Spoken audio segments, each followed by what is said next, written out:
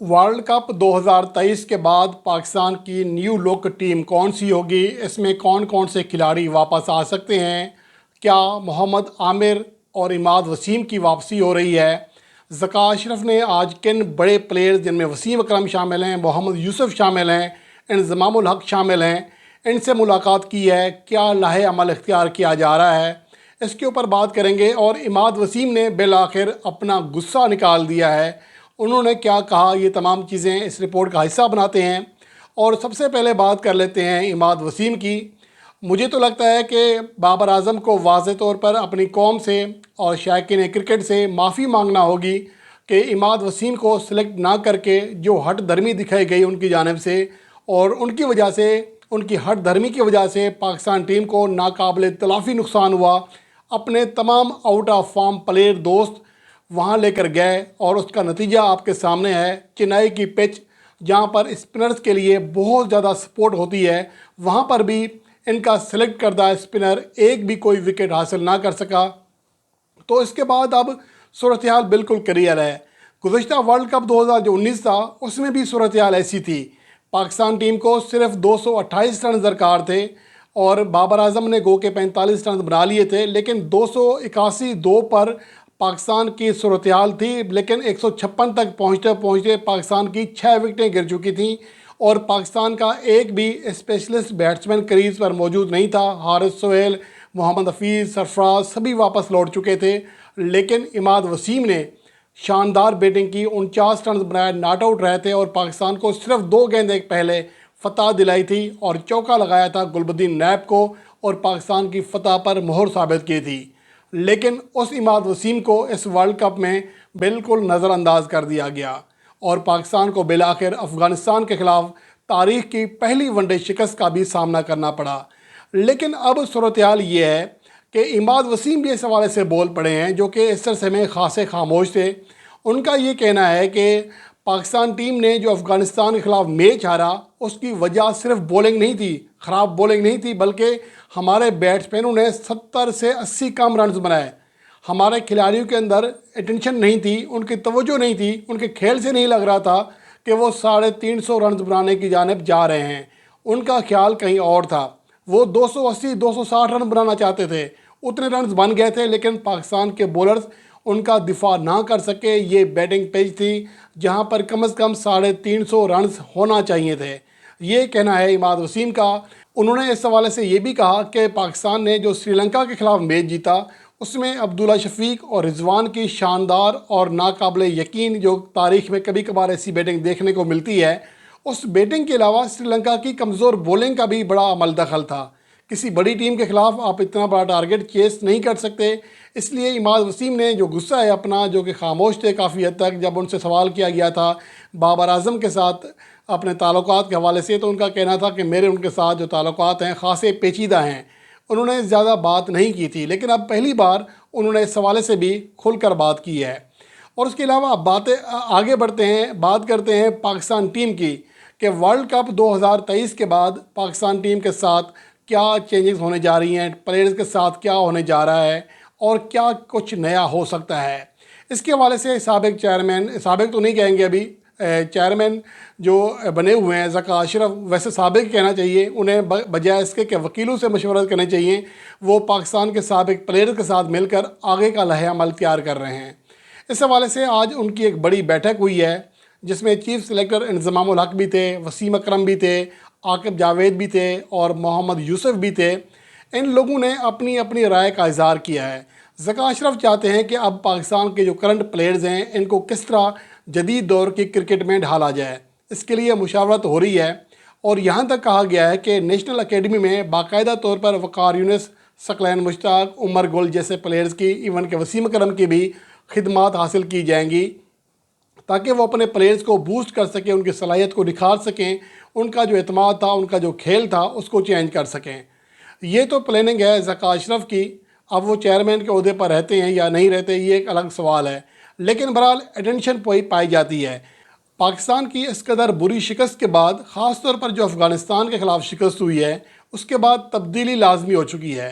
लेकिन अब तब्दीली जो है वो किस तरह होगी, ये एक बड़ा सवाल है। क्योंकि वर्ल्ड कप 2023 में बाबर आजम को कप्तान बरकरार रखने के फैसले को गलत इसलिए नहीं कहा जा सकता कि जब आपकी टीम आपके साथ चल रही होती है तो फिर आप वर्ल्ड कप से आइन कबल चेंजिंग्स नहीं कर सकते। और यही कुछ वर्ल्ड कप 2019 में हुआ था, जब सरफराज अहमद पाकिस्तान टीम के कैप्टन थे और वर्ल्ड कप शुरू होने से पहले आखिरी 13 वनडे मैचों में पाकिस्तान टीम सिर्फ 2 जीत सकी थी, 9 में शिकस्त हुई थी और सिर्फ 2 मैचेस जो है बेनतीजा रहे थे। सिर्फ 2 कामयाबियां थीं आखिरी 13 वनडे मैचों में, लेकिन इसके बावजूद सरफराज अहमद को इसलिए कप्तान बरकरार रखा गया था। हालांकि उससे पहले आखिरी सीरीज़ में मोहम्मद रिजवान ने 2 सेंचुरियां बना डाली थी, वो भी ऑस्ट्रेलिया के खिलाफ यूएई में, लेकिन उन्हें सिलेक्ट इसलिए नहीं किया गया था कि सरफराज अहमद के ऊपर प्रेशर बढ़ेगा। और सरफराज अहमद की जो कारकर्दगी थी अपने तौर पर वो भी अच्छी ना थी और ना ही टीम की, लेकिन उन्हें बरकरार रखा गया था।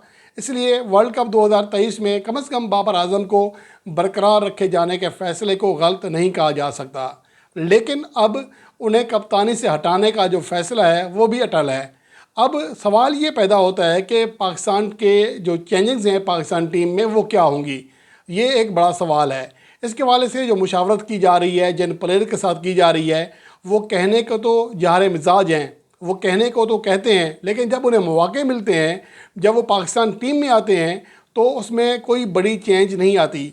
वकार यूनिस पहली बार पाकिस्तान टीम के साथ नहीं आएंगे, अगर आए तो सकलैन मुश्ताक भी पहली बार पाकिस्तान टीम के साथ काम नहीं करेंगे, ना ही मोहम्मद यूसुफ पहली बार होंगे, ये पहले बैटिंग कोच भी रह चुके हैं। लेकिन बातों की हद तक एक बार फिर जहर मिजाजी का जो राग है वो अलापा जा रहा है। लेकिन सवाल यहाँ ये पैदा होता है कि अब पाकिस्तान टीम में चेंजेस क्या होंगी। इसके हवाले से सोशल मीडिया पर एक बार फिर मोहम्मद आमिर के जो फैंस हैं वो कैंपेन चला रहे हैं कि मोहम्मद आमिर की वापसी हो। मोहम्मद आमिर की वापसी शायद बहुत सारे लोग और भी चाहते हों जो उनके फैंस नहीं भी हैं, क्योंकि मौजूदा सूरत हाल में पाकिस्तान के जिसके हम डंका बजा रहे थे कि हमारी जो बॉलिंग लाइन है सबसे मजबूत है, वो सबसे कमज़ोर साबित हो रही है। लेकिन यहाँ सवाल असल ये नहीं है कि हमारी बॉलिंग में किसकी जगह बनती है किसकी नहीं। असल सवाल ये है कि क्या मोहम्मद आमिर पाकिस्तान टीम के लिए खेलना चाहते हैं।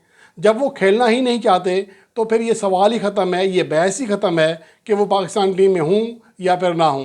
क्योंकि वो 2024 में इंग्लैंड की नेशनलिटी हासिल करने जा रहे हैं, उसके बाद उनके लिए आईपीएल खेलने का रास्ता खुल जाएगा, तो वो कभी भी पाकिस्तान टीम में के लिए नहीं खेलेंगे। और ये मंसूबा उन्होंने 2020 ही में बना लिया था। लेकिन अब आगे क्या चेंज हो उसके हवाले से ये है कि पाकिस्तान की ओपनिंग जोड़ी कम अज़ कम चेंज की जाए, सैम अयूब को ट्राई किया जाए, उसे पॉलिश किया जाए। उनके पास स्ट्रोक हैं, वो खेल सकते हैं। वो उनके साथ साथ एक सीनियर खिलाड़ी चाहे अब्दुल्ला शफी के साथ लाया जाए या उनके साथ इमामुल हक को खिलाया जाए, लेकिन उन्हें साथ साथ पॉलिश किया जाए तो वो आपके लिए एक आउटस्टैंडिंग खिलाड़ी बन सकते हैं। और इसके अलावा पाकिस्तान की बैटिंग लाइन में भी चंद चेंजेस की ज़रूरत है। सऊद शकील, सलमान अली आगा, ये प्लेयर अब ये भी पिट चुके हैं। जिस तरह खुशदिल शाह, हैदर अली, आसिफ अली पिटे हैं, उस तरह ये भी पिट चुके हैं। अब यहाँ पर भी चेंज लाना चाहिए। अब इसके अलावा इमाद वसीम की जो शमूलियत है, जो वापसी है, वो लाजमी है। शादाब खान की भी अब पाकिस्तान की वनडे टीम में जगह नहीं बनेगी, ना ही मोहम्मद नवाज़ की बनेगी। इसके अलावा फास्ट बॉलिंग में ज़मान खान की शमूलियत लाजमी है। अरशद इकबाल जिसका लंबा कद है, अच्छी गेंद बाउंस कर लेते हैं, अच्छी स्पीड है उनके पास, उनको भी ट्राई किया जा सकता है। ये पाकिस्तान की न्यू लुक वनडे टीम बन सकती है। लेकिन इसके हवाले से अहम चीज़ ये है कि ये फैसले कौन करेगा, क्योंकि मोहम्मद हफीज़ जो टेक्निकल कमेटी के रुकन थे और मिसबाह उल हक वो तो जान छुड़ा के जा चुके हैं, और ज़का अशरफ जिन्होंने बाबर आजम की ज़िद मानी, अपनी टेक्निकल कमेटी अपने सीनियर प्लेयर का जो मशवरा था वो ना माना, अब उनके ऊपर भी कोई यकीन करने के लिए तैयार नहीं है। एक तो ये कि वो बात नहीं मानते, दूसरी ये कि खुद ज़का अशरफ का चेयरमैन की कुर्सी पर बैठना भी ज़्यादा लंबा अरसे का टाइम नहीं लग रहा। तो ये मसाइल हैं पाकिस्तान टीम के साथ। और वैसे भी पाकिस्तान टीम ने वर्ल्ड कप के बाद कोई जल्दी वनडे सीरीज़ नहीं खेलनी है। पाकिस्तान ने ऑस्ट्रेलिया में जाकर टेस्ट सीरीज़ खेलनी है, तो तब तक बहुत पुल से बहुत ज़्यादा पानी गुजर चुका होगा और शायद पाकिस्तान टीम वर्ल्ड कप की शिकस्त को भी भूल चुकी होगी और वर्ल्ड कप 2024 जो कि T20 फॉर्मेट का होगा उसकी तैयारियों में जुट चुकी होगी। और शायद ये तब्दीलियाँ जिसका हम आज कह रहे हैं, जिसका वावेला किया जा रहा है, ये महज पेपर पर या उम्मीद की हद तक रह जाएंगी या फिर खुशफहमी की हद तक।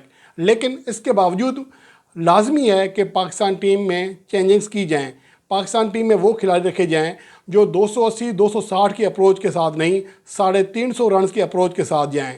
और पाकिस्तान की बॉलर जो बॉलिंग लाइन है वो ऐसे बॉलर्स पर मुश्तमिल होनी चाहिए जो कि ना सिर्फ विकेट हासिल कर सकें बल्कि उनकी लाइन और लेंथ पे काम किया जाए, उनकी लाइन और लेंथ भी अच्छी हो कि जहां पर सपोर्ट ना भी मिले तो वो हरीफ बैट्समैनों को तेज़ी से रन बनाने से रोक सकें।